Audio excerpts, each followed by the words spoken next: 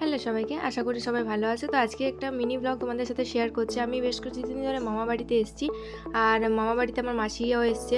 তো সবাই মিলে আজকে প্ল্যান হয়েছে যে দুর্গাপুরে আমরা শিবশক্তি ধাম যেটা আছে সেখানে ঘুরতে যাব।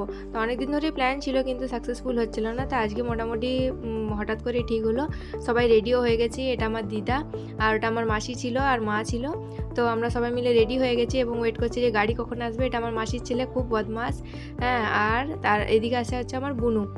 তো বুনুই ভিডিওটা করছিল তখন, তো ওই জন্য বুনুকে দেখা যায়নি। তারপর আমাদের গাড়ি চলে এসেছিলো, আর আমরা গাড়িতে উঠে বসে পড়েছি। তারপর গাড়ি ছেড়ে দিয়েছে, আর যাচ্ছিলাম মোটামুটি ওই 30 মিনিট মতো রাস্তা। বেশি রাস্তা নয় আমার মামা বাড়ি থেকে। তো এবার মামা বাড়ি আমরা এসেছিলাম, আর আমার ছোটো মাসি এসেছিলো, বড়ো মাসি আসতে পারেনি। তো আমরা সবাই মিলেই গেলাম। বড়ো মাসিকেও মিস করছিলাম খুব, কিন্তু কিছু করার নেই।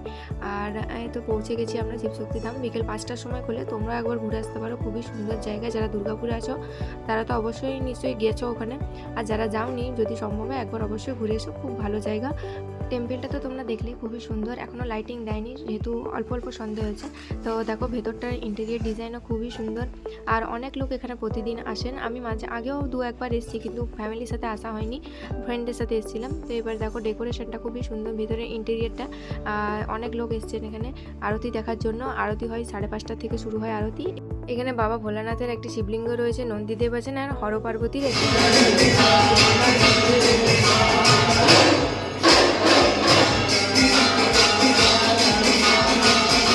আরতি শেষ হওয়ার পর আমরা প্রসাদ নিয়ে গেছিলাম। প্রসাদে পায়েস ছিল। তারপর এখানে একটা এরিয়া ছিল যেখানে প্রচুর ফুল গাছ ছিল, কিন্তু ওখানে প্রবেশ নিষিদ্ধ ছিল। তো আমরা বাইরে থেকেই দেখলাম প্রচুর ফুল গাছ। একটা মন্দিরের লাইটিং যেটা অন্ধকার হয়ে যাওয়ার জন্য অন করে দিয়েছিল।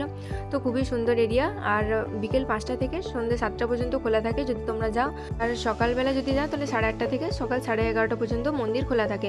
তো এবার আমাদের ঘোরাঘুরি হয়ে গেছে, প্রায় 7টা বাজতেও যাচ্ছিলো। তো আমরা আস্তে আস্তে মন্দির থেকে বেরিয়ে যাচ্ছিলাম, আর এখানে বেরিয়ে গিয়ে গাড়ির জন্য ওয়েট করছিলাম। তারপর গাড়ি চলে এসেছিলো, আর তারপর কি বাড়ি পৌঁছে গেলাম আমরা সবাই মিলে একসাথে। তো এই ছিল আজকের ভিডিও। Thank you.